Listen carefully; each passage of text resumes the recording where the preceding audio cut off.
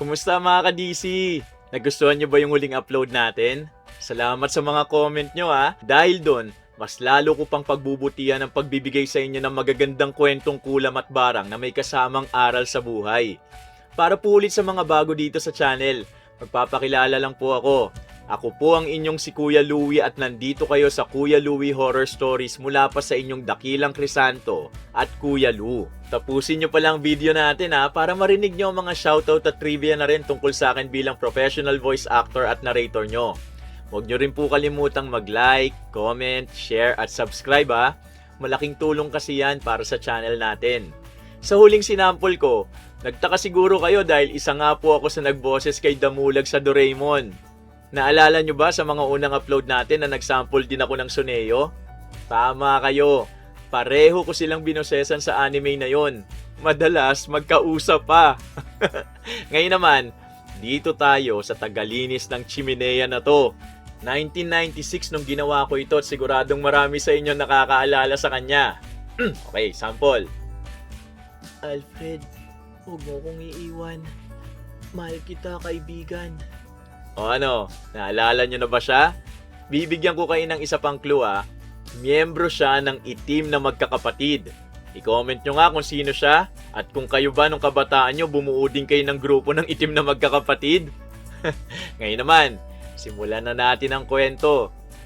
Jo, bilisan mo nga. Kanina pa nagring ang bell eh. Babagal-bagal ka dyan. Naku naman, tingnan mo nga muna tong dalawang bag mo bago ka magsalita. Yung bag mo nasa balikat ko, yung tumbler mo nasa kamay ko. Kulang na lang isang maleta ng gamit ang dinala mo eh. Eh ano naman, kaibigan mo ko, di ba? Tsaka ayokong pagpawisan agad, no? Image is important, girl. Image mo na lang yata ang importante. Ako na tong parang alalay mo araw-araw eh. Alalay agad? Hindi ba pwedeng supportive best friend kita? Supportive ako at alam mo yan. Pero, drama mo naman. Aga-aga huhugot ka na naman yata. Halika na nga. Baka mamaya ako pang mapagalitan dahil sa'yo. Maingay na ang koridor ng kolehiyo kahit maaga pa. May mga estudyanteng nagmamadaling pumasok habang ang iba naman nakasandal sa pader at abala sa kwentuhan. Habang si Rika naman, maayos ang buhok, plantsado ang uniforme, at kampanting naglalakad na parang walang deadline o problemang hinahabol. Ngunit sa likod niya, si Joe na halos mawalan na ng balanse sa dami ng bitbit. Hindi na bago yun sa mga nakakakita sa kanila. Kapag magkasama ang dalawa, madalas si Rika ang walang dala at si Joe ang taga-karga, taga-abot at tagapagpaalala ng mga bagay na dapat sana responsibilidad din ni Rika. Teka nga, parang may kulang ah. Oh, huwag mo sabihin may naiwan ka na naman. Tama, yung lip tint ko. Pakihanap nga sa bag ko. Rika, seryoso? Dalawa na ang hawak ko oh. Eh di ibaba mo muna. Kaya ka nga may kamay eh. Hindi ka ba nag-iisip? Lagay mo muna sa gilid yung mga bit-bit mo. Eh bakit di mo na lang kasi hanapin dito sa bag mo? Ano ka, display lang? Ay grabe, ang sungit mo naman today. Bilisan mo na kasi, dali na. Mukha akong bagong gising nito eh. Hoy, ang arte mo talaga. Che, sa ganun ako eh. O ito, tamad ka kasi magdala ng bag mo eh. Pagpasok nila sa classroom, halos puno na ang mga upuan. May ilang nag-aayos ng visual aids habang ang iba naman nagme-memorize para sa reporting. Isa sa magre-report ang grupo ni Narika kaya abala si Joe sa paglalabas ng laptop at folders. Samantala si Rika ay agad na upo sa harapan at nagbukas ng cellphone na parang audience lang sa gagawing presentation. Matagal nang ganun ang samahan nila. Nung junior high pa sila magkaibigan at mula noon, halos hindi na naghiwalay. Subalit habang tumatagal, mas nasasanay si Rika na may taong sasalo ng mga gawain para sa kanya. Hindi naman agad yun napansin ni Joe dahil para sa kanya, normal lang ang tumulong sa taong malapit sa puso. Jo? Mm, please sabihin mong dala mo yung printed report. Wow, ngayon ka pa talaga kinabahan? Eh syempre, pag nawala yon, wala tayong grades. Tayo? Eh, eto na naman tayo. Wala, sinasabi ko lang kasi Ako naman lagi ang naghihirap dun mag-isa eh. Dala mo ba o hindi? Dala ko, pati reviewer, cue cards at flash drive mo nandito.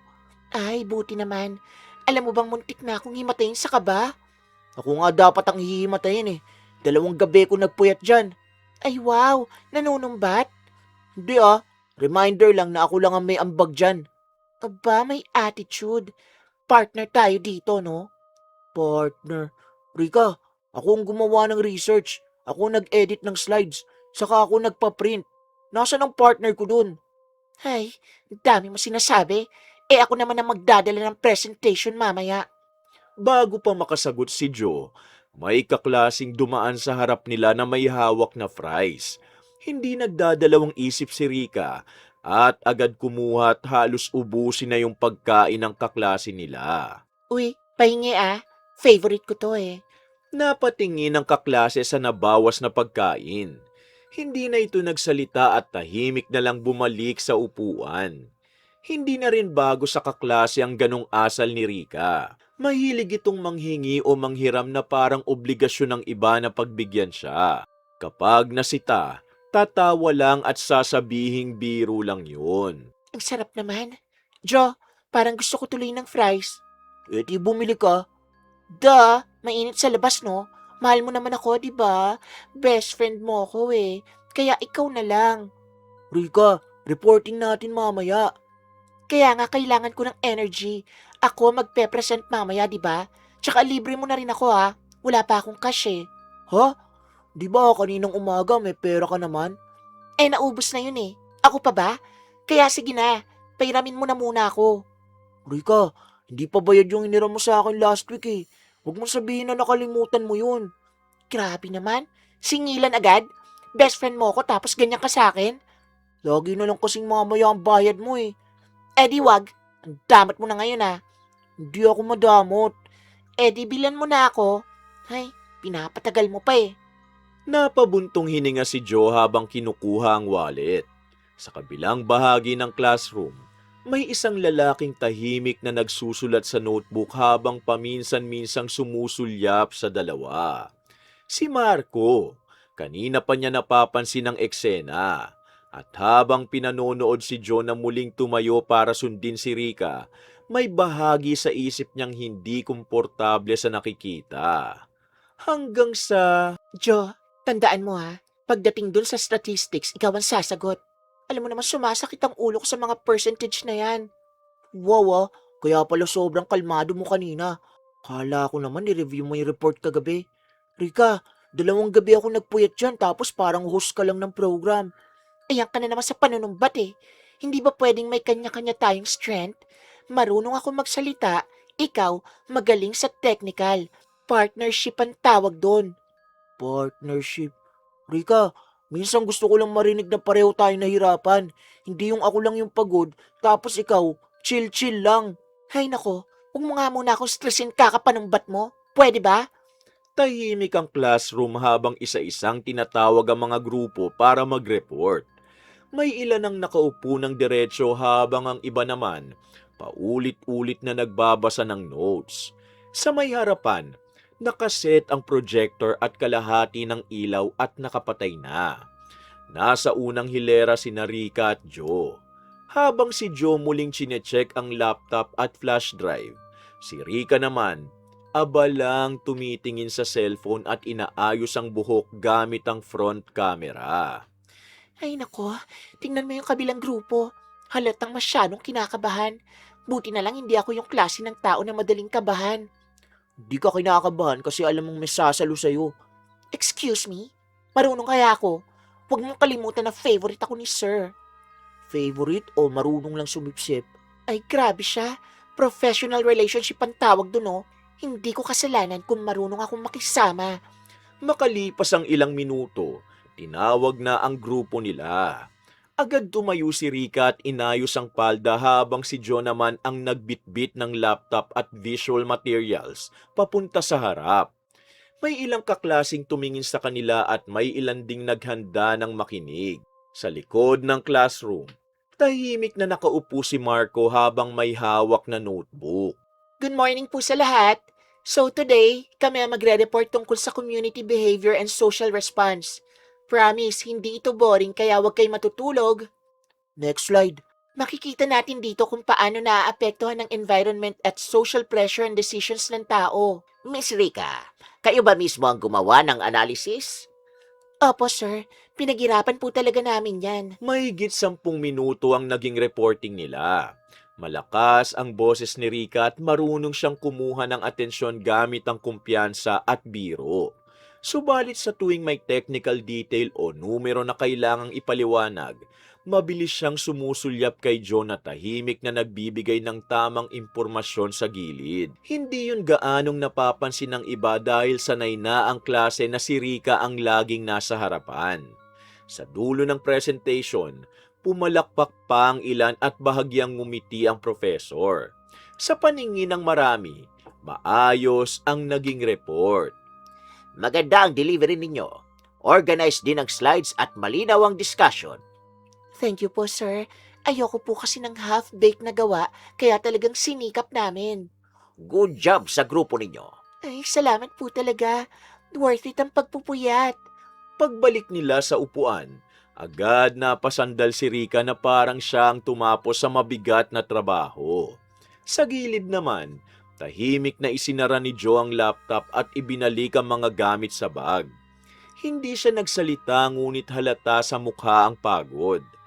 Habang ang ibang grupo, naghahanda pa lamang, si Rika naman ay tila handa ng mag-celebrate. Hindi na bago yun sa classroom. Kapag may group work, mabilis siyang magpakitang gilas sa harap, ngunit bihirang makita ng iba kung paano niya ipinapasa ang mabibigat na bahagi sa mga taong malapit sa kanya. Ay nako, nakakapagod maging magaling. Feeling ko deserve ko ng masarap na lunch ngayon. Talaga? Ikaw pa talaga ang napagod ah. Ay, ano yun? Parang may bitterness ako naririnig ah. Wala. Sinasabi ko lang na parang ang dali mong sabihin nagpuyat tayo. Tayo naman talaga. Grabe ka today ah. Bakit parang may resentment era ka? Ay, wala. Bandang tanghali, nagsimula ng maglabasan ng mga estudyante para mag-lunch. Habang may mga nagkukumpulan sa hallway at cafeteria, nanatili muna sina Rika at Joe sa classroom. Sa kabilang hanay, tahimik pa ring nakaupo si Marco habang nagsusulat ng notes. Kanina pa niya pinanonood ang dalawa. Hindi siya sanay manghusga agad ng tao ngunit may kakaibang bigat sa pakiramdam niya tuwing nakikita si John na laging taga-bitbit, taga-salo at taga-abot. Sa kabilang banda naman, tila walang anumang iniintindi si Rika at mas abala pa sa iniisip na kakainin kaysa sa tensyon na unti-unting nabubuo sa pagitan nila ng kaibigan. Jo, bili mo nga ako ng chicken at iced coffee. Sobrang gutom na ako pagkatapos ng report natin eh. Rika, ako na nga halos ang gumawa eh. Tapos ako pa rin ang bibili. Ay, wow. Pinibilang mo na talaga lahat ngayon ah. Best friend mo ko tapos simpleng favor lang pinagdadamot mo pa. Hindi ko pinagdadamot. Napapagod lang ako minsan. Ay nako, drama mo talaga. Sige na kasi, pinapatagal mo pa eh. Tahimik na napabuntong hininga si Joe habang kinukuha ang wallet mula sa bag. Sa kabilang hilera, bahagyang napaangat ang tingin ni Marco mula sa notebook nang makita siyang muling tumayo para sundin si Rika. Hindi pa man sila nagkakausap ng maayos, may bahagi na sa isip niyang hindi komportable sa nakikita. Para sa iba, simpleng pabor lang yon ng magkaibigan.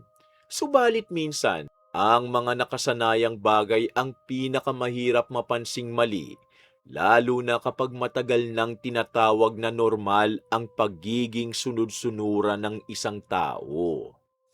Tahimik na lumabas si John ng classroom habang si Rika naiwan sa loob at abalang nagse-cellphone. Tanghali na noon at halos lahat ng estudyante nagsisimula ng maglabasan para kumain. May mga nagkukumpulan sa hallway habang ang iba naman nagmamadaling pumunta sa cafeteria para makaiwas sa mahabang pila. Sa classroom nila, unti-unti nang lumuluwag ang mga upuan. Hindi naman nagmamadali si Rika. Kampante siyang may babalik para sa pagkain niya at sanay na siyang hindi kumikilos kapag may taong pwede niyang utusan. Sa ilang buwan nilang magkaklase, marami nang nakapansin sa ganong ugali niya ngunit madalas, dinadaan niya sa biro at lambing kaya bihirang may direktang sumita. Ay girl, pengen naman ako ng chips mo. Kanina pa ako walang kinakain eh. Ay nako, konti lang kasi ang laman nito. Grabe ka, isang piraso lang eh. Ang damot mo naman. Hindi na hinintay ni Rika ang sagot at basta kumuha ng chips mula sa hawak ng kaklase bago ngumiti na parang wala lang. Maya-maya, napansin niyang may nakapatong na milk tea sa katabing mesa at agad niyang kinalabit ang may-ari nito. Uy, sa ito, pati ka ma. Curious lang ako sa flavor. Don't worry, hindi ko naman uubusin. Sanay ng ilan sa klase sa ganong asal ni Rika. Kapag may pagkain o gamit na gusto ito, bihira siyang mahiyang humingi at kung minsan, hindi na nga naghihintay ng permiso. Hindi naman siya palaaway at madalas pang ang palabiro, kaya may ilan na pinalalampas na lang ang ugali niya para wala ng gulo. Subalit habang tumatagal, may mga kaklasing nagsisimula ng mailang. Hindi yun halatang halata dahil marunong si Rikang makisama kapag may kailangan siya. Ngunit sa likod ng mga ngiti at pabirong tono, may kapansin-pansing pagiging kampante na parang obligasyon ng iba na pagbigyan siya. Ilang minuto pang lumipas bago bumalik si Joe dala ang paper bag ng pagkain at 2 baso ng inumin. Halata sa mukha nito ang pagod dahil mahaba ang pila sa cafeteria at halos kalahati ng lunch break ang naubos sa paghihintay. Subalit bago pa man siya makaupo, agad nang inabot ni Rika ang iced coffee. Finally, akala ko next semester ka pa babalik eh. Ang haba ng pili. Di lang naman ikaw ang kumakain sa school na to, no? Ay wow, defensive agad. Nag-joke lang naman ako. Nasaan ang fries ko? Nandito. Ay buti naman. Gutom na talaga ako eh. Habang kumakain, napansin ni Rika ang notebook ni John na may nakasulat na outline para sa isa pa nilang subject. May deadline pala silang paparating na activity kinabukasan. Saglit niyang tinignan yun bago muling sumubo ng chicken. Ay oo nga pala. Yung reaction paper natin bukas. Oo, mamaya ko pang sisimulan yung final draft ko eh. Ayusin mo nga. Isabay mo na yung sakin. Huh? Eh di ba pareho naman ang topic natin? Konting edit mo na lang yon. Tahimik na napatingin si Joe sa kanya habang hawak ang tinidor. Hindi na bago ang ganong pakiusap ngunit ngayong araw, tila mas mabilis siyang napapagod sa tono ni Rika. Matapos ang lunch break, nagsimula nang bumalik ang mga estudyante sa classroom. Mainit pa rin ang panahon at may ilan ang inaantok habang hinihintay ang susunod na subject. Sa likod ng silid, may mga nagkukwentuhan tungkol sa grades at upcoming activities. Samantala, si Rika, nakapamewang at tila walang planong gumawa ng sariling assignment. Para sa kanya, praktikal lang yun. Kung may taong marunong at handang tumulong, bakit pa siya magpapakahirap? Ngunit para kay John na sunod-sunod na ang responsibilidad, unti-unti nang nagiging mabigat ang mga pabor na dati, madali lang niyang ginagawa. Rika, seryoso ka ba? Reaction paper na naman? Ay, bakit? Bakit parang ang laki ng problema mo? Kasi may sarili din akong gagawin. At meron din ako. Hello, busy din kaya ako. Busy saan? Ay wow, ini-interrogate mo na ako ngayon? Saka isang page lang naman yun, oh. Damot mo talaga lately, ah. Hindi na agad sumagot si Joe at sa halip, yumuko na lang sa notebook. Maya-maya, may lumapit na kaklase para humingi ng kopya ng notes sa kanya. At maayos niya itong kinausap. Habang ginagawa yun, tahimik namang pinagmamasdan ni Rika ang eksena bago bahagyang sumimangot. Ay wow, ang bait mo pala sa iba. Ha? Kanina pa kita kinakausap pero parang pagod na pagod ka. Tapos pag ibang lumapit, smile ka agad. Pero sige, okay lang. Hindi na ipinagpatuloy ni Rika ang usapan ngunit kapansin-pansin ang panlalamig ng tono niya. Pagsapit ng dismissal, tahimik silang nag-ayos ng gamit. Paglabas ng campus, magkaiba na ang lakad nila kaysa dati. Habang si Rika abala sa cellphone at tila may sariling iniisip, si Joe naman tahimik na naglalakad pa uwi. Pagdating niya sa bahay, nadatnan niya ang lolo niyang si Mang Nestor na nakaupo sa may terasa at nag-aayos ng lumang radyo. Pagtingin pa lamang ng matanda sa apo, agad nitong napansin ang pagod sa mukha nito. Oo, apo. Ba't parang lantang gulay ka na naman pag-uwi mo? Wala po, Lo. Pagod lang siguro sa school. Pagod? O baka naman pati problema ng iba, pinapasan mo na naman. Naku, Lo, wala nga po. Normal lang naman po yun. Normal. Simula nang magkolehiyo ka, parang naging pasan mo na ang mundo palagi eh. Ay, okay lang po talaga ako, Lo. Tahimik na ibinaba ni Joe ang bag sa gilid ng terasa bago naupo sa lumang bangkong kahoy. Mainit pa rin ang hapon at bahagyang maalikabok ang hangin mula sa kalsada. Sa harap ng bahay, abala si Mang Nestor sa pag-aayos ng sirang radyo ngunit hindi nito inaalis ang tingin sa apo. Matagal na nitong napapansin ang pagod sa kilos ni Joe.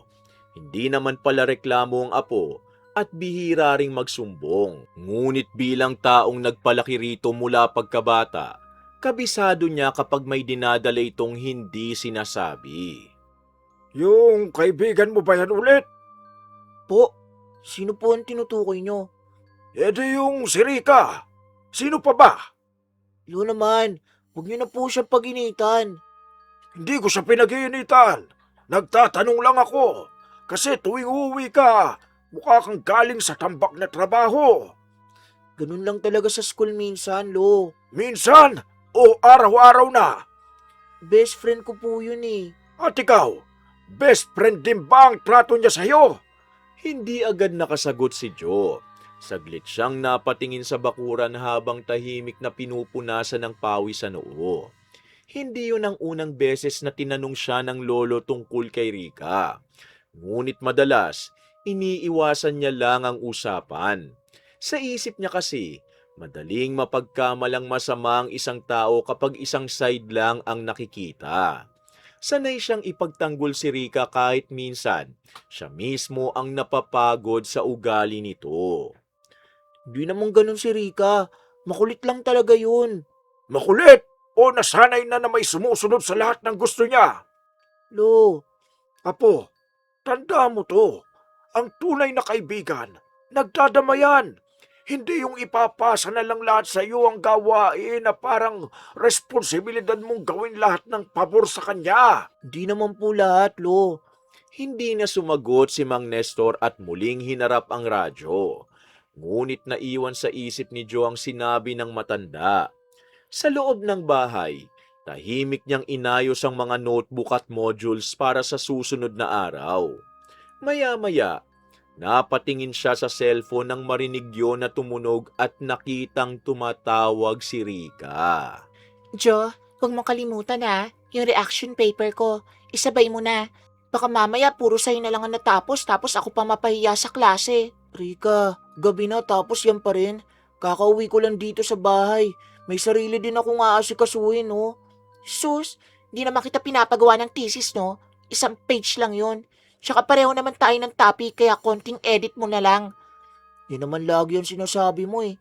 Konting edit, konting favor, konting tulong. Pero pag pinagsama-sama mo, buong assignment mo na pala. Hay, ewan ko sa'yo. Bakit parang ang damat mo na lately? Tahimik na nakaupo si Joe sa maliit na mesa sa loob ng bahay habang hawak ang cellphone. Gabi na noon at tanging electric fan at mahinang tunog ng telebisyon ang maririnig sa loob. Nasa kusina si Mang Nestor at abala sa paghahanda ng hapunan. Mula nang umuwi, hindi na nawala sa isip ni Joe ang usapan nila ng lolo niya. Hindi naman siya galit kay Rika at hindi rin niya gustong magtanim ng sama ng loob. Subalit ngayong gabi, mas mabigat kaysa dati ang simpleng pabor na hinihingi nito. Ano? Hindi ka nasasagot? Ay wow, ganito na pala trato mo sa akin ngayon. Hindi naman sa ganun. Pagod lang talaga ako. Pagod ka? Ako din naman Kanina pa ako nag-aayos ng mga kailangan ko rito. Huh? Like what? Hello? Siyempre dito sa bahay. Hindi naman umiikot ang mundo ko sa school lang, no? Hay, o sige na nga. Kung ayaw mo talaga, edi wag. Gets ko na. Hindi agad sumagot si Joe at sa halip, ibinaba na lang ang cellphone sa mesa. Sa totoo lang, kabisado na niya ang tono ni Rika tuwing hindi nasusunod ang gusto nito. Minsan pa victim, minsan pa biro, at kung minsan naman, malamig na parang siya ang may pagkukulang. Dati, mabilis siyang bumibigay dahil ayaw niyang magkailangan sila.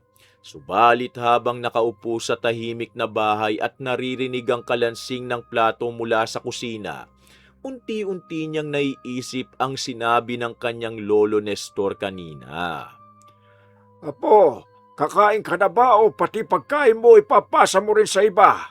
Lo naman Ano, dapat tahimik ka tuloy. Wala po yun. Yung kaibigan mo ba ulit? Hindi naman po problema si Rika. Siguro nasanay lang siya na lagi ko siyang sinusunod. Tahimik na naupo si Mang Nestor sa katapat ni Joe habang may hawak na tasa ng kape. Hindi ito galit at wala ring sermon sa tono ng boses. Mula pa nung high school, kilala na nito si Rika. Hindi naman siya tahasang tutol sa pagkakaibigan ng dalawa, ngunit may mga pagkakataon na napapailing siya sa paraan ng pagsunod ng apo sa bawat utos ng kaibigan. Hindi porket matagal mo nang kasama ang isang tao, ibig sabihin tama na lagi ang trato niya sa'yo. Lo, huwag niyo naman pong gawing masama si Rika. Sinabi ko na, makulit lang talaga yun. Hindi ko sinabing masama siya. Ang sinasabi ko, matuto kang tanggihan siya, apo. Kasi paano siya matututo kung hinahayaan mo siyang abusuhin ka? Hindi na nakasagot si Joe sa sinabi ng kanyang lolo. Kinabukasan, maaga muling pumasok si Joe sa campus. Medyo kulang siya sa tulog dahil tinapos pa rin niya ang sariling reaction paper kagabi. Sa hallway, nagsisimula ng dumami ang estudyante at may ilan ang nagkukumpulan malapit sa bulletin board. Pagpasok niya sa classroom, nadatnan niya agad si Rika na nakaupo sa dati nitong pwesto habang nagse-cellphone. Hay, sa wakas, akala ko hindi ka napapasok. Maaga pa naman Oo, kasi may favor ako. Favor agad? Ay, grabe. Di good morning muna. Hoy, ano na naman ba yun? Paprint mo nga tong file ko mamaya.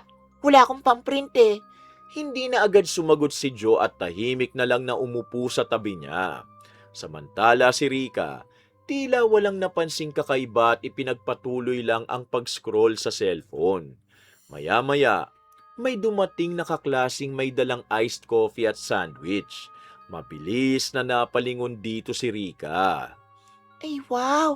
Social ang breakfast Pengi naman. Ang bango Kakabili ko lang nito. Sus, para patikim lang Hindi na rin nakatanggi ang kaklase at bahagyang inabot ang sandwich. Ngunit sa halip na maliit na kagat, halos malaking bahagi agad ang nakuha ni Rika bago ito tumawa na parang wala lang. May ilang kaklasing napatingin, ngunit mabilis lang ding bumalik sa sariling ginagawa. Ang sarap. Alam mo, Jo, minsan talaga mas masarap pag pagkain ng iba, no? Ano ba? Parang nawalan ka na ng boses dyan, Inaantok lang siguro ako. O baka naman may tampo ka pa rin kagabi. Wala nga. Bandang umaga, nagkaroon sila ng maikling vacant period kaya nagsimulang lumabas ang ilan sa classroom. Habang abala si Rika sa pakikipagkwentuhan, naalala ni Joe na kailangan niyang ipaprint ang sariling activity sa computer area ng school. Tahimik siyang tumayo, dala ang flash drive at notebook. Oy, saan ka pupunta? Magpapaprint lang. Isabay mo na yun sa akin, Jo? Hoy! Hindi na agad sumagot si Joe at tuloy-tuloy lang siyang naglakad palabas ng silid. Sa unang pagkakataon sa matagal nilang pagkakaibigan, may ilang segundo si Rika na naiwan na walang agarang sagot mula sa kaibigan. Napakunot siya ng noo habang nakatingin sa pinto ng classroom. bago muling bumaling sa cellphone ngunit kahit pilit niya yung binabaliwala, nagsisimula na rin siyang mairita. Di man lang lumingon. Ano yon? May sariling mundo na bigla. Baka nagmamadali lang. Sus, alam mo naman yun eh. Kanina ko pa pinapasabay yung printout ko, no? Napapaisip si Rika habang pinipitik ang ballpen sa mesa. Sa unang tingin, parang simpleng inis lang yun dahil hindi agad sumagot si Joe. Subalit naiinis na siya sa asal ng kaibigan. Samantala sa kabilang building ng campus, dumiretso naman si Joe sa computer area dala ang flash drive at notebook. Hindi kalakihan ng lugar, ngunit laging may pila lalo na kapag may deadlines at printing requirements. Sa gilid, may ilang estudyanteng abalang nagtatype habang ang iba naman naghihintay ng turn. Pagpasok ni Joe, agad niyang napansin ang mahabang pila sa printer at tahimik na pumwesto sa dulo habang pinipigilan ng antok at pagod na dala mula pa kagabi. Ay, ang haba na naman ng pila. Lagi naman pag vacant hour, lalo na pag may reaction paper. Marco, nandito ka pala. Oo, may ipiprint din ako para sa work files ko. Working student ka, di ba? Part-time lang, para may dagdag pambayad. Bahagyang napalingon si Joe kay Marco matapos marinig ang sagot nito. Magkaklase sila ngunit hindi naman talaga madalas mag-usap. Alam lang niyang tahimik ito at madalas mawala pagkatapos ng klase dahil diretso raw sa trabaho. Sa kabila ng mahabang pila, hindi halatang naiirita si Marco. Nakahawak lang ito sa flash drive at tahimik na nakasandal sa pader habang naghihintay. Sa loob ng computer area, maingay ang tunog ng keyboards at printer. Ngunit kumpara sa classroom na puno ng ingay at pabidang kwentuhan, mas magaang para kay Joe ang pakiramdam ng lugar na yun. Mukhang puyat ka. Halata ba masyado? Konti, namumula ang mata mo eh. May tinapos lang kasi ako kagabi. Schoolwork? Oo, gano'n na nga. Maya-maya, umusad ang pila at kapwa sila lumapit sa may printer. Tahimik na sinaksak ni Joe ang flash drive at binuksan ang file ng reaction paper. Habang naghihintay mag-load ang computer, kusa namang lumayo ng kaunti si Marco para bigyan siya ng espasyo. Simpleng bagay yun ngunit hindi yun nakaligtas kay Joe. Sanay kasi siyang may taong agad na nagbibigay ng instruction o may gustong ipagawa. Ngayon, kabaliktaran at walang pagmamadali at walang puwersahang pabor na hinihingi. Samantala, sa classroom naman, hindi pa rin mapakali si Rika. Nakaupo siya sa ibabaw ng mesa habang nakikipagkwentuhan ngunit paminsan-minsan napapatingin sa pinto. Hindi niya naman aaminin ngunit hindi niya gusto ang pakiramdam na parang hindi agad sumusuko si Joe sa gusto niya. Sa isip-isip niya, simpleng favor lang naman ang pagpapasabay ng printout. Kaya habang lumilipas ang oras at wala pa ring bumabalik, lalo siyang nabuburyong. Ano pa naman? Ang tagal niya. Printer lang naman ang pinuntahan niya, di ba? Mahaba siguro ang pila. Pwede naman siya magmadali, di ba? Alam niyang maipapaprint din ako. Babalik din yun. Sana nga. Kasi kung hindi, bahala siya sa mood ko mamaya. Sa computer area, natapos nang ma-print ang files ni Joe. Habang inaayos niya ang mga papel ay napansin niyang may error sa isang document ni Marco at muling kinailangan itong buksan ang file. Ay, may kulang yata. Oo nga mali yung format. Pwede pa namang ayusin yan. Kaya nga mabuti na lang napansin bago ma-print lahat. Nakaka-stress din pala pag sabay ang school at work, no? Sanayan na lang siguro. Hindi mahabang usapan nila ngunit may gaan doon na hindi inaasahan ni Joe. Walang pangungulit at wala ring pabor na biglang ibabagsak sa kanya. Tahimik lang silang nakatayo habang inaayos ang files at naghihintay sa pagpiprint. Sa labas ng computer area, dumaraan ang ilang estudyante habang unti-unting umiinit ang sikat ng araw. Sa loob-loob ni Joe, Matagal na pala siyang hindi nakakaranas ng simpleng usapan na walang kasamang obligasyon. Ikaw, okay ka lang ba? Ha? Bakit naman? Parang pagod ka kasi lagi eh. Oh, ganun lang siguro talaga. Hmm, basta wag mong kalimutan magpahinga ha. Mm, Salamat. Pagkarinig nun, bahagyang natahimik si Joe. Simpleng salita lang yun ngunit hindi niya alam kung bakit parang matagal na siyang hindi nasasabihan ng ganon. Maya-maya, natapos din ang printing ni Marco at inaayos na nito ang mga papel bago isinilid sa envelope. Wala nang iba pang usapan ngunit sapat na ang ilang minutong yun para gumaan ng konti ang pakiramdam ni Joe. Samantala, sa classroom ay tuluyan ng nainip si Rika. Hindi niya na mapigil ang tumayo at sumilip sa labas ng hallway. Mula roon, tanaw ang bahagi ng computer area sa kabilang dulo ng building. At doon, sa pagitan ng mga estudyanteng naghihintay at naglalakad, nahagip ng tingin niya ang tomboy na kaibigang si Joe na may kausap. Teka nga, sino yung kausap niya? Saan? Doon oh, sa may computer area. Si Marco yata yun. Marco? Oo, yung working student. Tahimik na napatitig si Rika sa malayo habang bahagyang nakakunot ang noo. Hindi naman yun malaking bagay at wala rin namang dahilan para dibdibin. Subalit habang pinagmamasdan niya sina Joe at Marco na magkatabing nakatayo, kaagad siyang nakaramdam ng inis. Hanggang sa makabalik si Joe sa classroom. Ay wow, kaya palang tagal mo. May katsikahan ka na palang iba. Nagpa-print lang naman ako. Nagpa-print? Mukhang enjoy ka pa nga dun eh. Nasaan na yung file ko? Hindi ko na naisabay. Ha? Ano? Tahimik na pumasok si Joe sa classroom habang hawak ang bagong print na reaction paper. Nasa may pintuan pa lang siya ay ramdam na agad ang malamig na tingin ni Rika. Hindi naman pasigaw ang tono nito, ngunit may halong tampo at pagkairita. Sa loob ng silid, unti-unti nang bumabalik ang mga estudyante mula sa kantin at hallway habang naghihintay ng susunod nilang subject. Sa kabilang hanay, may ilang nag-aayos ng photocopied materials para sa reporting. Samantala, si Joe ay dumiretso pabalik sa upuan at tahimik na isinilid ang mga papel sa notebook. So iniwan mo talaga yung print ko? Hindi ko naman sinasadya. Naisip ko kasi na hindi mo pa rin nabibigay yung file. Ay wow ah, so kasalanan ko na ngayon? Hindi yun ang sinasabi ko. Kanina pa kita pinagsabihan, di ba? Alam mo namang kailangan ko yun. Hindi mo naman sinend eh. Ay nako, ang dami mo ng dahilan ngayon ah.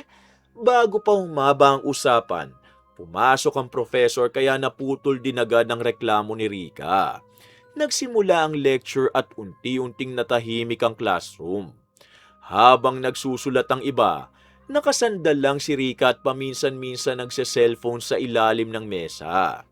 Maya-maya, nagpa-activity ang professor at pinaggrupo sila para sa isang case analysis na ipapasa bago matapos ang period. 5 members kada grupo. Jo, kailangan magkasama tayo sa grupo ah. Ikaw bahala sa analysis part. Ha? Group work to, di ba? Marunong ka dun eh. Hindi na nakasagot si Joe dahil nagsimula ng mag-ingay ang buong classroom habang bumubuo ng grupo ang mga estudyante. May ilan ang naglipatan ng upuan at may ibang nangihiram ng notes para makapag-umpisa na agad. Sa grupo nila, agad na naupo si Rika sa gitna habang si Joe naman kumuha ng papel at nagsimulang basahin ang ibinigay na senaryo. Maya-maya, may kaklasing naglapag ng photocopied references sa mesa. Ay, may copy ka pala. Pairam nga. Ay, isa na lang kasi to eh. Ay sus, babasahin ko lang naman. Kailangan ko rin. Relax ka lang, di ko naman iuuwi to. Agad niyang kinuha ang papel bago pa man matapos magsalita ang kaklase. Habang abala ang iba sa pag-aanalisa, si Rika naman, Paminsan-minsang sumusulyap lang sa references at mas nakatuon sa pag-uutos na gagawin. Jo, ikaw na sa summary ah. Maganda ka gumawa niyan eh. Pwede namang hati-hatiin natin ah. Eh mabagal sila gumawa. Ikaw na lang para sure. Teka. Pwede naman tayong tumulong. Ay, no worries. Kaya na yan ni Jo. Tahimik na napahawak si Joe sa ballpen. Hindi naman yun bagong eksena ngunit ngayong araw, mas ramdam niya ang pagod. Habang nagsusulat siya, napansin niyang may kulang sa citation format ng group, kaya mabilis niya yung inayos bago ipasa sa professor. Pagkatapos ng klase, agad nagsitayuan ang mga estudyante at nagsimulang magligpit ng gamit. Ay nako, gutom na naman ako. May next class pa tayo. Kaya nga eh. Bili mo nga ako ng burger. Pwede bang ikaw na lang? Ha? Sandaling natahimik si Rika habang hawak ang cellphone. Halatang hindi niya inasahan ang sagot. Pagod din kasi ko. Ay wow, so marunong ka nang humindi ngayon. Hindi naman sa ganun. Hiya mo na, ako na lang. Hindi na niya hinintay pa ang sagot at lumabas ng classroom. Subalit sa halip na diretso sa kantin, dumaan muna siya sa hallway habang bahagyang nakasimangot. Sa dulo ng koridor, nadatna naman ni Josie Marco na may hawak na envelope at tila papunta rin sa susunod na klase. Magkasabay silang naglakad sa hallway. Sa labas ng building, may ilang estudyanteng nakaupo sa mga bench at may iba namang abalang nagre-review. Hindi mahaba ang usapan nila ngunit magaan. Maya-maya, napunta ang kwento sa part-time work ni Marco at sa dami ng requirements ngayong semester. Minsan, gusto ko na lang matulog ng 1 linggo. Same. Feeling ko nga, kalahati na lang ng utak ko ang gumagana ngayon eh. Pero kaya pa yan. Kakayanin. Eh, ikaw, paano mo nababalanse? Di ko rin alam minsan. Basta isa-isang problema lang. At huwag mong sosolohin lahat. Bahagyang napatingin si Diyos sa kanya ngunit hindi agad nakasagot. Simple lang ang sinabi ni Marco, ngunit parang may kung anong tumama sa isip niya. Bago pa sila tuluyang makapasok sa susunod na classroom, may dumaan na estudyante at sumabay sa usapan nila.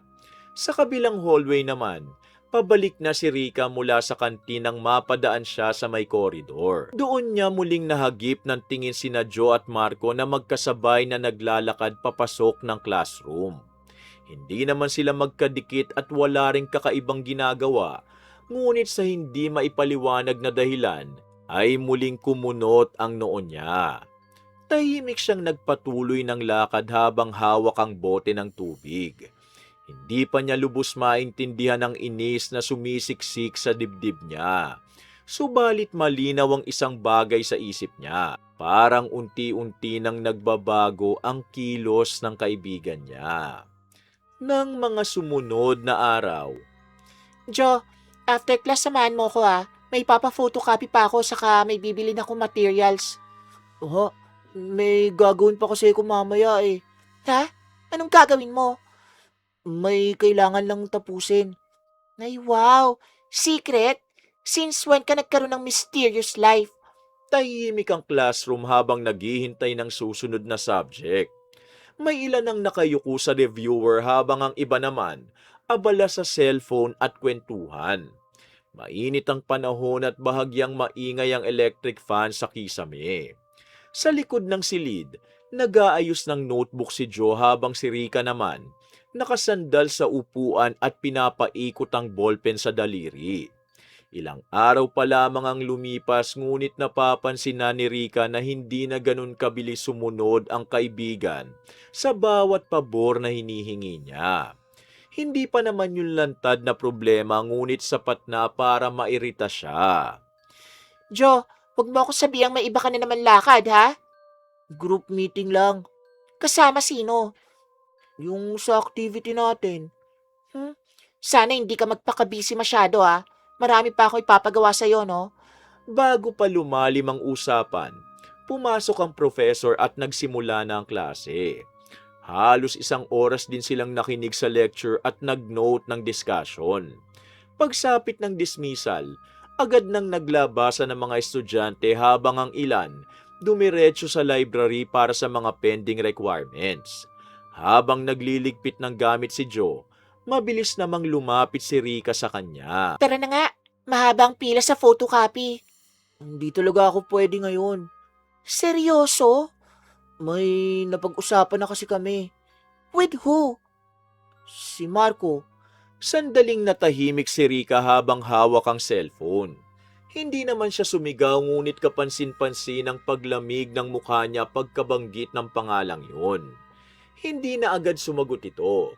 Sa halip, inayos niyang buhok at bahagyang ngumiti na parang walang nangyari. Subalit sa loob-loob niya, may kung anong hindi komportable. Hindi niya yun maipaliwanag ng maayos. Sanay lang siguro siya na kapag may kailangan, nariyan agad si Joe. Bandang hapon, nagkita sina Joe at Marco sa library para sa school activity.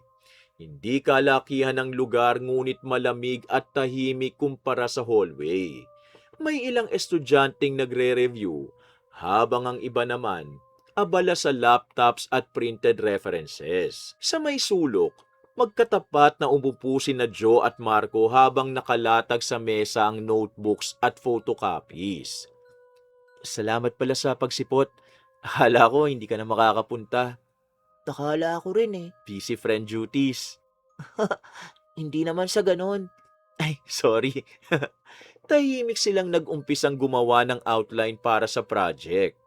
Habang nagsusulat, paminsan-minsang napupunta ang usapan nila sa deadlines, professors, at sa dami ng requirements ngayong semester. Hindi dramatic at wala ring pilit na closeness. Ngunit napapansin ni Joe na magaang kausap si Marco. Kapag may suggestion ito, maayos ang tono. Kapag may hindi naiintindihan, nagtatanong ito ng walang panunumbat o pagmamadali. Ikaw, lagi bang loaded ang schedule mo? Medyo. Parang ikaw yung tipo na hindi marunong tumanggi, no? Ganun ba kahalata? Konti, pero alam mo, nakakapagod ang ganyan. Mabilis kang mauubos niyan. Tahimik na napangiti si Joe bago muling tumingin sa notes. Sa simpleng usapang yon, hindi niya namalayang halos 2 oras na pala silang nasa library. Paglabas nila, papalubog na ang araw at nagsisimula ng humupa ang dami ng estudyante sa campus. Samantala, sa kabilang building, nakaupo naman si Rika sa waiting area kasama ang ilang kaklase. Hawak niya ang folder ng materials na napilitan niyang asikasuhin mag-isa. Habang nagkukwentuhan ng iba, bigla niyang nabanggit ang pangalan ni Marco. Alam nyo, parang bait-baitan ng Marco na yun, no? Ha? Mabait naman yata siya. Ewan ko masyadong tahimik yung mga ganyan eh. Pinsan sila pa yung may tinatagong agenda. Uy, grabe ka naman. Hindi observation lang naman. Hindi na ipinilit na mga kaklase ang usapan at mabilis ding napunta sa ibang topic. Ngunit nang mag-isa na siya sa hallway, muli niyang naalala ang sinabi ni Joe kanina. Hindi siya sanay na tumatanggi ito at lalo siyang hindi sanay na may ibang taong inuuna kaysa sa kanya. Kinagabihan, umuwi si Joe na mas magaang ang pakiramdam kaysa sa mga nakaraang araw. Nadatnan niya ang lolo Nestor niya sa may labas ng bahay na nagdidilig ng halaman. Aba, parang may energy ka ngayon na natira po Himala yata. Nakulo, napansin niyo po agad Oo, hindi ka na mukhang piniga ng mundo ngayon sa itsura mo. Nakagawa lang siguro ng maayos na project, Lo. Yun lamang ba? Lo naman. Wala akong sinasabi, Apo. Naninibago lang ako sa aura mo ngayon. Napangiti na lang si Joe habang pumapasok ng bahay. Samantala, sa kabilang banda, nakahiga naman si Rika sa kama habang hawak ang cellphone. Ilang beses niyang tinignan ang inbox ngunit wala man lang message mula kay Joe. Ibinaba niya ang cellphone at tumitig sa kisame. Hindi naman yun dapat malaking bagay. Kaibigan niya si Joe at hindi naman sila magjowa para magbilangan ng oras. Subalit habang naaalala niya ang magkasabay na lakad ni na Joe at Marco sa campus, may tanong na paulit-ulit bumabalik sa isip niya. Ano bang meron sa Marco na yon? Nakahiga si Rika habang paulit-ulit na tinitignan ng cellphone. Karaniwan, si Joe pa ang unang nagme-message pagkatapos ng klase. Subalit ngayong gabi, wala man lang paramdam. Hindi niya gustong aminin ngunit naiirita siya. Mabilis siyang nagbukas ng messenger at nag-type. Hoy, buhay ka pa ba? Ilang minuto ang lumipas bago nag-reply si Joe. Oo naman. Bakit? Wala lang. Akala ko nakalimutan mo ng may best friend ka. Oy, drama agad? Hindi no. Nag-check lang ako. Kala ko kasi busy ka pa sa project. Oo, busy nga ako. Napakagat sa labi si Rika habang binabasa ang reply. Maikli at diretso. Hindi tulad dati na si Joe pa ang kusang nagpapahaba ng usapan. By the way, may ipapagawa pala ako bukas. Huwag mong kalimutan. May tatapusin pa kasi akong notes mamaya, Rika. May aasikasuhin pa ako para bukas. Ibinaba ni Rika ang cellphone ngunit hindi nawala ang inis niya. Hindi niya maipaliwanag kung bakit parang may nagbago sa paraan ng pakikitungo ni Joe. Dati, kahit gabi na, handa pa rin itong makipagkwentuhan o tumulong sa anumang kailangan niya. Sa kabilang bahay naman, nakahiga si Joe at inaayos pa ang notes para sa susunod na araw. Makalipas ang ilang araw, Simula nang lagi mong kasama yung Marco na yan, parang ang dami mo ng dahilan sa akin ah. Hindi naman sa ganun. Ay wag ako ah. Dati isang chat ko lang nandiyan ka agad. Ngayon kailangan ko pang hintayin kung kailan ka magkakaroon ng oras sa akin. Hindi ka naman. Hindi naman umiikot sa yung buong araw ko. May sarili din akong ginagawa. At meron din ako no? Pero hindi kita binabaliwala. Oo kasi, may kailangan ka sa akin. lumipas ang mga araw at unti-unting nagbago ang nakasanayang takbo ng samahan ni Rika at Joe. Mas madalas nang magkasabay sina Joe at Marco sa library at sa computer area dahil sa sunod-sunod na school activities. Hindi naman yun bigla ang closeness. Nagsimula lang sa simpleng tulungan sa requirements at sa magagaan na usapan tungkol sa pagod sa klase at trabaho. Samantala, si Rika, ilang beses na ring nagtangkang sirain ang tingin ng iba kay Marco sa campus. May mga pagkakataong tinatawag niya itong user, pag-good boy at masyadong mabait para paniwalaan. Subalit hindi rin gaanong pinansin ng mga kaklase ang mga sinasabi niya at may ilan pang nagsasabing maayos naman makisama ang lalaki. Habang lumilipas ang mga linggo, lalo ring napapansin ni Mang Nestor na mas magaan na ang pakiramdam ng apo pagdating sa bahay. Hindi na ito kasing lupaypay at bihira na ring magreklamo ng pagod. Eh ano bang meron sa kanya ha? Masyado kang invested dyan. Wala naman. Magkaibigan lang naman kami. Magkaibigan? Ay wow! Ang bilis mo namang magpalit ng best friend. Bandang hapon, magkasama silang naglalakad palabas ng building matapos ang klase. Mainit pa ang panahon at nagsisimula ng mag-uwian ng ibang estudyante. Hawak ni Rika ang cellphone habang si John naman may bit-bit na folder ng project materials. Kanina pa mainit ang usapan nila, ngunit pilit pa ring pinapakalma ni Joe ang sitwasyon. Rika, sana naman alam mo na hindi lahat tungkol sa'yo. Excuse me? Ang sinasabi ko, may sarili lang din akong buhay. Ay wow! So pabigat pala ako ngayon? Hindi agad nakasagot si Joe.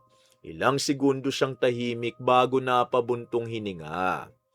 Siguro kasi napapagod din ako minsan. Sa ano? Sa pagiging kaibigan ko? Sa laging pagsalo sa'yo. Sa laging pagsunod sa gusto mo kahit na napapagod na rin ako. Yun ang gusto kong sabihin. Parang natigilan si Rika sa narinig. Hindi siya sanay na ganoon ang deretsahang sagot ni Joe. Sa tagal nilang magkaibigan, bihirang tumanggi o magreklamo ito. Subalit ngayong kaharap niya ang seryosong mukha ng kaibigan, may kung anong kumirot sa pride niya. Fine, kung ganyan palang tingin mo, edi wag, hindi na kailangan. Magsama kayo. Hindi na hinintay ni Rika ang sagot at mabilis na siyang naglakad palayo. Naiwan si Joe sa koridor na napapailing na lang. Mula noon, hindi na gaanong naging maayos ang pakikitungo ni Rika. Hindi man lantara ng away, malamig na ang mga sagot at bihira niya nang kausapin ng matagal si Joe. Sa loob-loob niya, hindi niya matanggap na may ibang taong unti-unting napapalapit sa kaibigang matagal siyang nasanay na laging nandyan. Mas lalong sumama ang loob niya nang minsang makita sina Joe at Marco na magkasamang lumabas mula sa covered court matapos ang school event. Naulan na noon ang ilang estudyante at habang nagkakagulo sa pagligpit ay napansin niyang nakasuot si Marco ng lumang oversized t-shirt. Hindi niya yun gaanong pinansin noon, ngunit hindi nawala sa isip niya ang eksena. Kala mo kung sino? Lumipas pa ang ilang araw at hindi pa rin humuhupa ang inis niya. Hanggang sa isang gabi, naalala niya ang isang pangalan na minsang nabanggit ng tiyahin niya noon. Isang matandang lalaki na kayang gumawa ng masama laban sa kapwa. Kinabukasan, matapos ang klase, palihim siyang bumiyahe papunta sa baryo na nasa gilid ng bayan. Magandang araw po. Kayo po ba si Mang Isko? May gusto sana akong ipagawa sa inyo. Hindi lahat ng gusto ng tao ay dapat sinusunod, Ineng. Hindi kalakihan ng bahay ng matanda at amoy kandila ang loob. Nakaupo ito sa lumang silya habang tahimik na nakatingin kay Rika. Ganun ba, Ineng? Sige, sabihin mo, magkano ba ang ibabayad mo? Saka, may dala ka bang gamit niya? Natigilan si Rika. Wala siyang dala at wala ring panyo o personal na gamit ni Marco. Ngunit maya-maya, may naalala siya. Yung lumang shirt na nakita niyang suot nito pagkatapos ng school event. Ilang araw na yung naiwan sa storage cabinet ng organization room. Umalis siya para kunin yun at kinagabihan, bumalik siya dala ang lumang shirt na maayos na nakatiklop sa bag. Hindi niya alam na ang damit na hawak niya, hindi pala pag-aari ni Marco. Noong araw na nabasa ito sa ulan, si Joe mismo ang nagpahiram ng sariling damit dahil walang ekstrang pamalit ang lalaki. Sigurado ka bang sa kanya ito? Opo, sigurado po ako. Tahimik na tinanggap ng matanda ang shirt at inilapag yon sa maliit na mesa. Mula sa bag, naglabas ito ng ilang dahon at itim na sinulid. Sa ilalim ng malamlam na ilaw ay dahan-dahang hinawakan ni Mang Isko ang lumang damit, habang tahimik na nagsisimula ng ritual na hindi alam ni Rika na may maling taong madadamay. Nang sumunod na araw, aray, bakit ang sakit ng ulo ko ngayon? Oh, okay ka lang? Namumutla ka. Ewan ko ba, ang sakit ng ulo ko eh. Baka naman kulang ka lang sa tulog. Kaya mo pa ba? Hindi naman ako kulang sa tulog. Pero kakayanin ko pa naman. Inom na lang muna ako siguro ng gamot. Lumipas ang ilang araw matapos ang pagpunta ni Rika kay Mang Isko. Sa umpisa, tila wala namang nagbago at nagpatuloy lang ang normal na takbo ng buhay sa campus. Subalit bandang gabi matapos ang isa sa mga duty ni Marco sa part-time work, nagsimula siyang makaramdam ng kakaibang bigat ng katawan. Akala niya nung una ay simpleng pagod lang dahil sunod-sunod ang requirements sa trabaho. Subalit habang lumalalim ang gabi, sumasakit ang ulo niya at parang nanlalambot ang buong katawan. Pag-uwi niya, agad siyang humiga ng hindi na halos nakakain. Kinabukasan, pumasok pa rin si Marco ngunit halatang wala sa kondisyon. Maputla ang mukha at madalas napapahawak sa sentido habang nasa klase. Sa loob ng classroom, Abala ang karamihan sa lecture ngunit paminsan-minsang napapatingin si Joe sa kanya. Hindi pa sila ganun katagal naging malapit, ngunit sapat na ang mga nakaraang linggo para mapansin niyang hindi normal ang lagay nito. Marco, okay ka lang ba? Oo naman, medyo masama lang ang pakiramdam ko. Ganun ba? Mukha kang puyat ah. Oo nga eh. Kagabi kasi parang hindi rin ako nakatulog na maayos. Bakit? May sakit ka ba? Hindi ko rin alam eh. Habang nagpatuloy ang klase, pilit pa ring sumusunod si Marco sa lecture ngunit ilang beses siyang napapapikit dahil sa kumikirot na ulo. Sa kabilang hilera naman, tahimik na pinagmamasdan ni Rika ang dalawa. Bahagyang umiti si Rika ngunit mabilis ding nawala yon.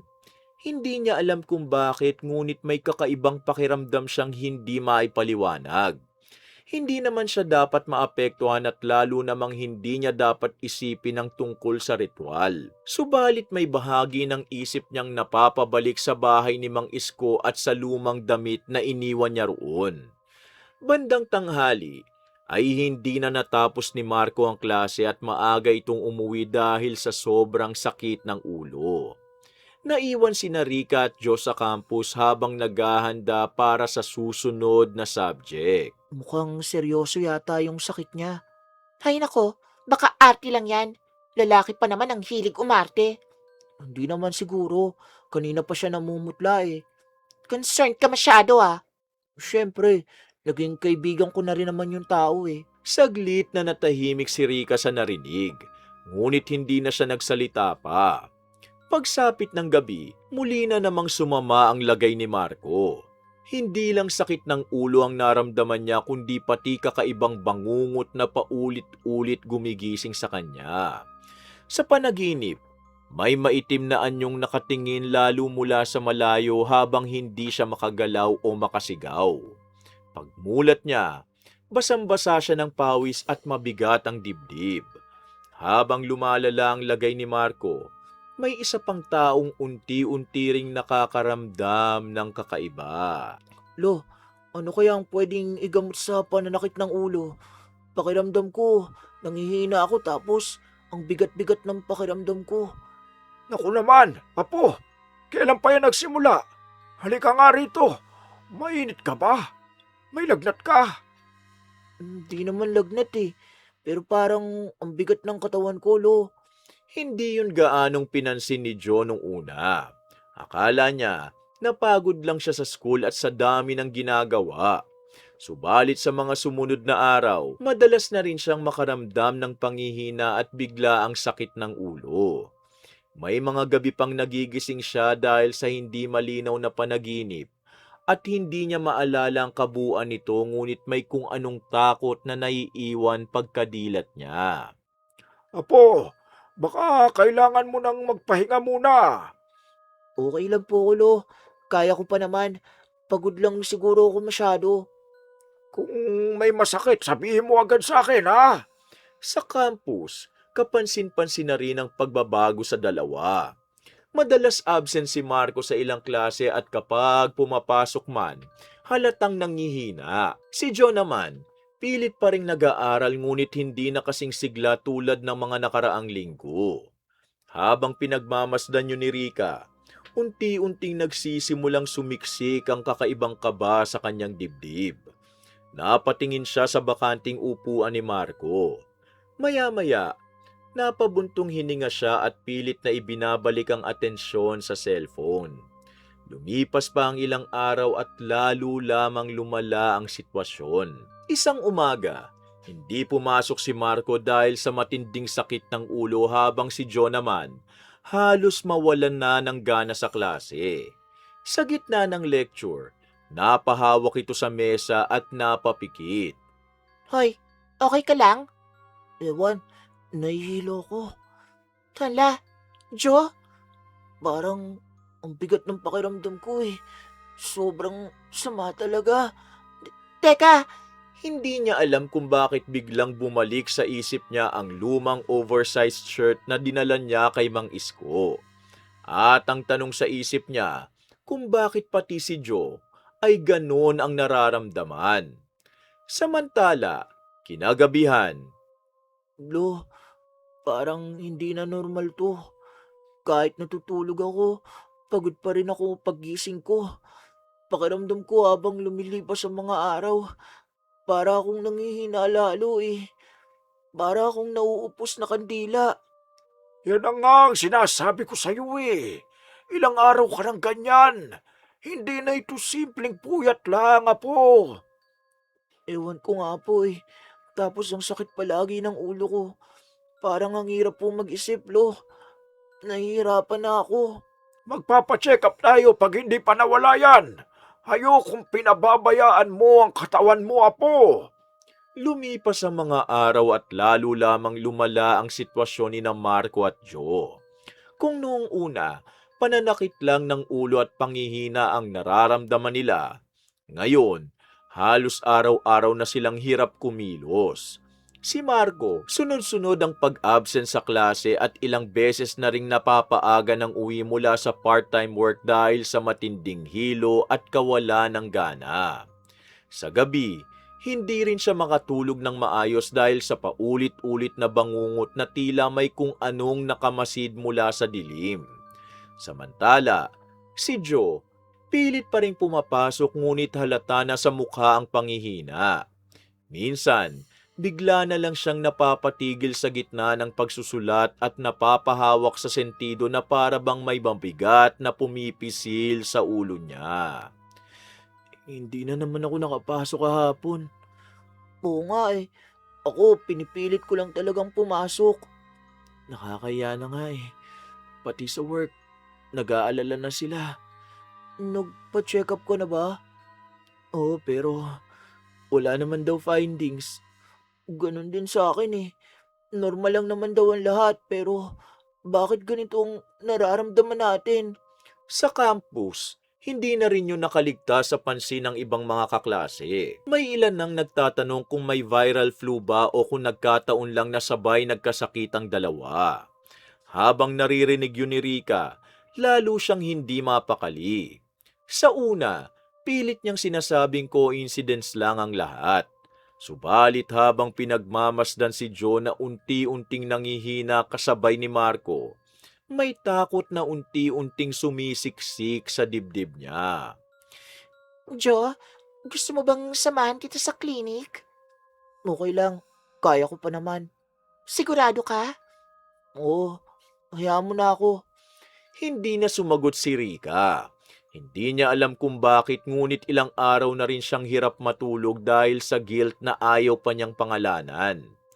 Pilit niyang ibinabalik sa isip na si Marco lang naman ang gusto niyang matakot at lumayo.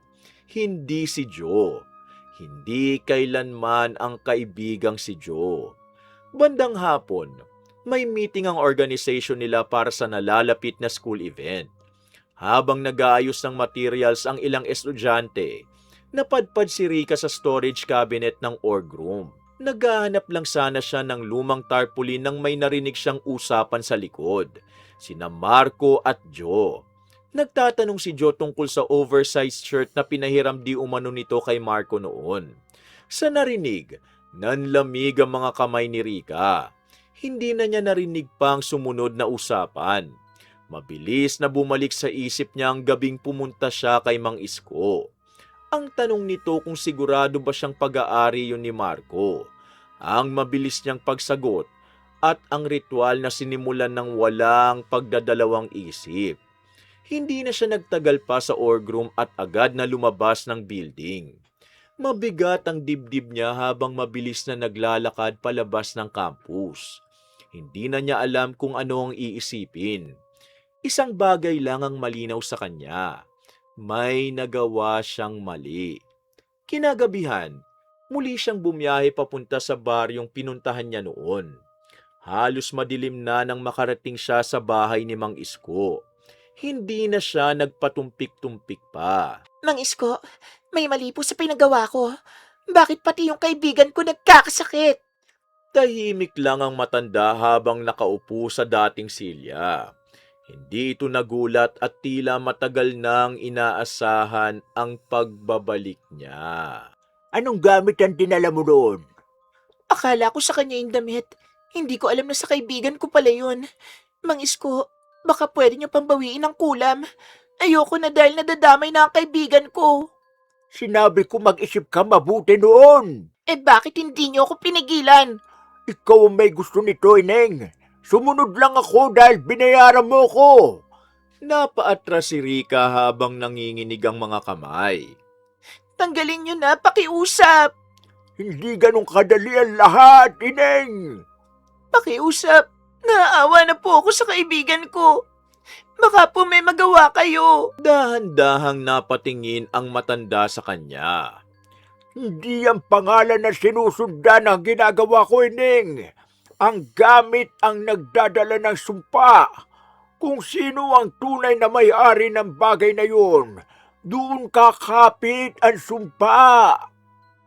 Hindi. Hindi pwede. Nagsimula na. Habang lumalalim, lalong kakapit. At habang tumatagal, mas mahirap pigilan. Kapag isinauli ng humiramang gamit, tuluyan siyang gagaling ngunit mananatili ang sumpa sa may-ari nito. Parang nawala ng lakas si Rika. Hindi niya inasahang ganito ang kahihinatnan ng galit niyang akala niya, kontrolado niya. Hindi ko gustong mangyari to. Pero ginawa mo. Hindi na agad nakasagot si Rika. Naramdaman niyang hindi simpleng selos o inis ang pinakawalan niya kundi isang bagay na hindi niya nahawak. Kinabukasan, bumalik siya sa campus na halos walang tulog. Subalit pagdating niya sa building, nadatnan niyang magulo ang hallway at may ilang estudyanteng nagkumpulan. Biglang bumilis ang tibok ng puso niya. Mula sa pagitan ng mga tao, nakita niya si Joe na nakaupo sa sahig habang hawak ang ulo at hirap huminga. Sa gilid, naroon si Marco na halatang nag-aalala rin. Joe, ang sakit. Aray, Diyos ko, ang sakit talaga. Ah! Natigilan si Rika habang nakatingin sa namumutlang mukha ng kaibigan. Noon niya naisip na baka huli na ang lahat. Bigla niyang naisip ang mga kabutihan ni Diyos sa kanya, ang mga pagsunod nito sa gusto niya, at lahat ng pag-iintindi ay ibinigay nito sa kanya ngunit ito lang ang isinukli niya sa kaibigan niya. Kaya naman isang desisyon ang ginawa niya. Joe, Marco, ako ang may kasalanan. Ako ang may kasalanan ng lahat ng nangyayari sa inyo.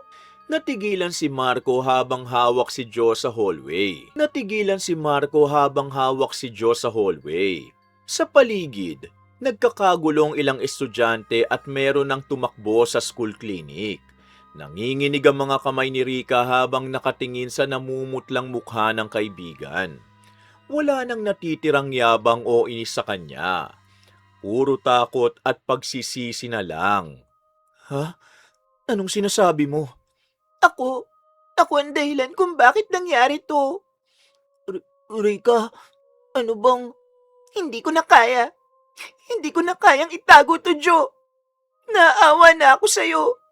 Sana mapatawad mo ako. Dumating ang school nurse at agad na dinala si Joe sa klinik.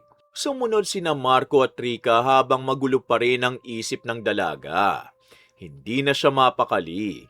Habang nakikita niyang hirap huminga at nanginginig si Joe, lalo niyang naiisip ang mga panahong walang sawang sumunod at nagtiwala sa kanya ang kaibigang Tibo. Mga simpleng pabor, mga sakripisyong noon ay tinatawag niyang normal lang. Sa klinik, agad na pinahiga si Joe habang kinukuhanan ng blood pressure. Maya-maya, dumating din si Mang Nestor matapos matawagan ng school. Apo, Lolo, ano bang nangyari sa'yo? Nanginginig si Rika sa gilid habang pinagmamasdan ng matanda na agad lumapit kay Joe. Ilang segundo siyang nanahimik bago tuluyang lumapit. Mang Nestor, Ikaw, ano bang nangyari sa apo ko? may kailangan po akong sabihin. Rika, ano bang ibig mo sabihin kanina? Hindi na siya nakapagpigil pa. Para bang biglang bumigat ang dibdib niya at kusang lumabas ang lahat ng matagal niyang itinatago. Kaya naman kusa ring tumulo ang luha sa mga mata niya. Ako ang may kasalanan. Ako ang nagpagawa ng kulam laban sa kanila. Patawarin niyo po ako. Ano?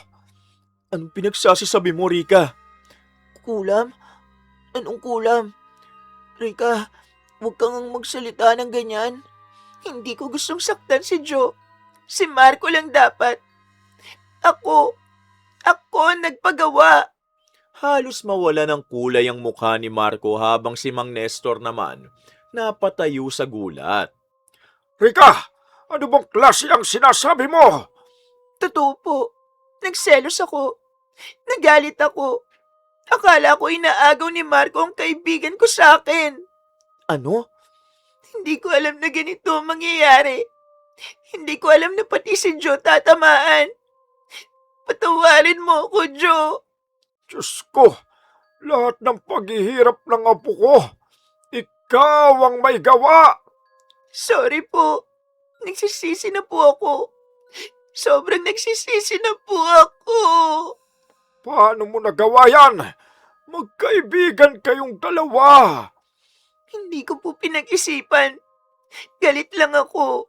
Akala ko kay Marco yung damit na dinala ko. Damit? Anong damit? Yung oversized shirt. Dinala ko kay Mang Isko. Teka, yung shirt? Oo, yung pinahiram mo sa akin nung naulanan tayo. Dinala ko yun kay Mang Isko. Ginawa niya ng orasyon pagkatapos binalik ko sa locker. Sinabi ni Mang Isko, kapag naibalik daw ng humiram ang gamit, gagaling siya. Pero yung may-ari ang tatamaan ng mas matinding epekto. Hindi agad nakapagsalita si Joe. Hindi dahil sa galit kundi dahil sa sakit at pagod. Nakatingin lang siya kay Rika na noon ay umiiyak na sa harap nila. Joe, sorry. Please, patawarin mo ko. Bakit mo ginawa to, Rika? Kasi natakot ako. Natakot ako na baka mawalan ako ng tapat na kaibigan. Sanay kasi ako na ikaw yung nandyan. Ikaw yung kasama ko. Tapos nung naging close na kayo ni Marco, nagalit ako. Akala ko, pinalitan mo na ako.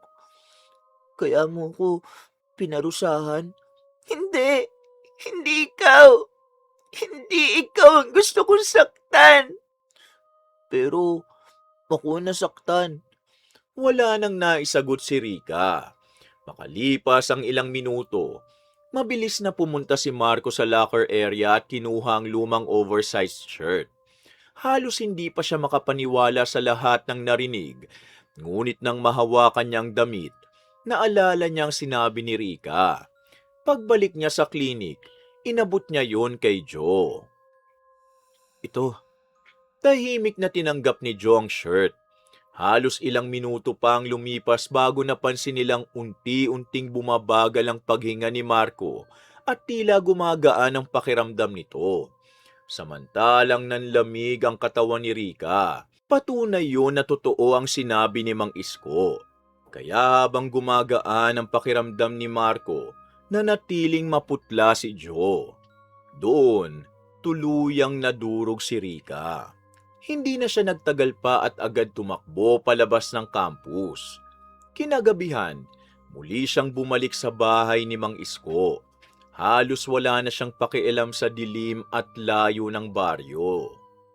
Mang Isko! Nandiyan ka na pala. Alam kong babalik ka eh. Pakiusap.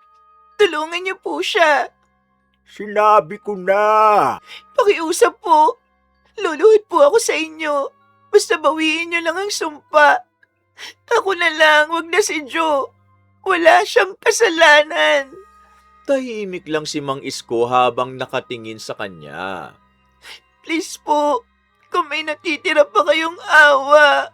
Kapag ang galit ang nagpasimula, hindi madaling pigilan ang bunga niyan. Alam ko po, pero nagsisisi na po ako. Pinagsisisihan ko na ang lahat. At ngayon mo lang naisip yan dahil mahalaga sa iyo ang tinamaan. Napayuko si Rika sa sinabing yun. Opo, mali ako. Maling-mali ako. Napakasama akong kaibigan. Tahimik ang matanda bago napabuntong hininga. Pwede pa. Biglang napaangat ang ulo ni Rika. Talaga po? Pero hindi agad-agad mawawala. Kailangan mong putulin ang pinagmulan. Gawin niyo po. Kahit na ano. Hindi na humaba pa ang usapan. Sa ilalim ng malamlam na ilaw, muling nagsindi ng kandila si Mang Isko habang hawak ang lumang sinulid na ginamit noon. Tahimik lang si Rika habang umiiyak. Kinabukasan, bumalik siya sa ospital kung saan dinala si Joe para obserbahan. Naroon sina Marco at Mang Nestor. Mang Nestor, sorry po. Patawarin niyo po ako. Hindi madaling patawarin ang ginawa mo. Alam ko po. Pero handa po akong maghintay hanggang sa mapatawad ako ni Joe. Maya-maya pa, dumilat na si Joe. Joe, gising ka na. Sorry. Sorry talaga. Wala akong ibang masabi. Hindi ko alam kung kaya kitang patawarin agad. Masakit eh. Hindi lang sa katawan ko. Pati yung nalaman ko. Alam ko. Pero hayaan mo kung bumawi sa'yo. This time, okay lang sa akin na ako naman ang utus-utusan mo. Makabawi man lang ako sa mga maling nagawa ko noon. Ay, ayoko ring mabuhay na puro galit. Kaya sige, patatawarin kita. At kaibigan pa rin kita. Pero sana, natutunan mo na ang magkaibigan dapat nagtutulungan sa lahat ng bagay. Salamat, Joe. Hayaan mo. Tatandaan ko yan. Iyan ang aral na kailanman hinding-hindi ko makakalimutan. Patawarin mo ulit ako. Ginawa pa kitang utusan samantalang tinuturing mo kong kaibigan. Patawad, Joe. Lumipas pa ang ilang araw at unti-unti ring bumuti ang lagay ni Joe.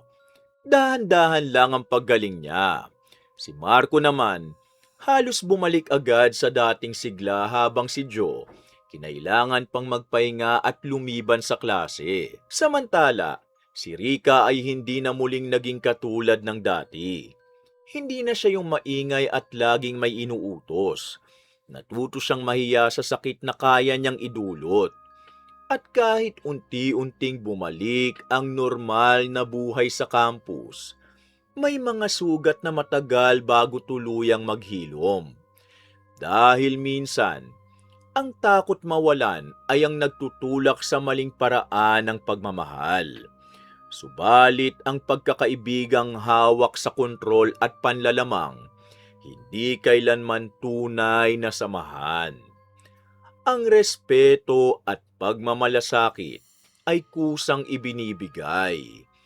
Hindi ipinipilit at lalong hindi ipinaglalaban sa maling paraan. Wakas! Ayan, nakatapos na naman ulit tayo ng magandang kwento mga ka-DC. Salamat dahil tinapos nyo to ha. Sigurado ako na may napulot din kayo magandang aral. Paki-like, comment, share at subscribe para masuportahan nyo ang channel natin. At bilang ganti, para mas exciting, i-comment nyo kung sino yung karakter ko na paborito nyo sa mga binosesan ko. Eto sila sa mga anime. Sa mga K-drama at Tagalized films naman, i-search nyo na lang ang pangalan ko para makapili kayo sa kanila. Lilinawin ko lang mga ka-DC, yung sample na pinaririnig ko sa inyo sa bawat karakter, yun mismo ang boses na ginamit ko nung pinalabas sila sa Tagalized version sa TV. Huwag nyo rin kalimutang i-comment kung ano masasabi nyo sa kwento natin ngayon ha. Pag napili ko ang comment mo, isa-shoutout kita sa next story natin. Syempre, trivia time ulit tayo mga ka-DC. Alam nyo ba dahil sa pagiging professional voice talent ko, ilang beses na rin po akong naimbitahan para maglaro sa mga sikat na game show sa TV. Sa Game Ka Na Ba ni Miss Chris Aquino noon, sa pula sa puti ng Eat Bulaga noon, around 2006 to 2010 yata yun. Last year lang, nag-guest din ako sa Bawal Judgmental ng Eat Bulaga. Ilang beses na rin akong nag-interview sa mga talk show tulad ng Talk TV nila Miss Christine Barsola Babaw at Ryan Agoncillo noon. At malaking karangalan din sa akin ang ma-interview ng nag-iisang King of Talk na si Tito Boy Abunda.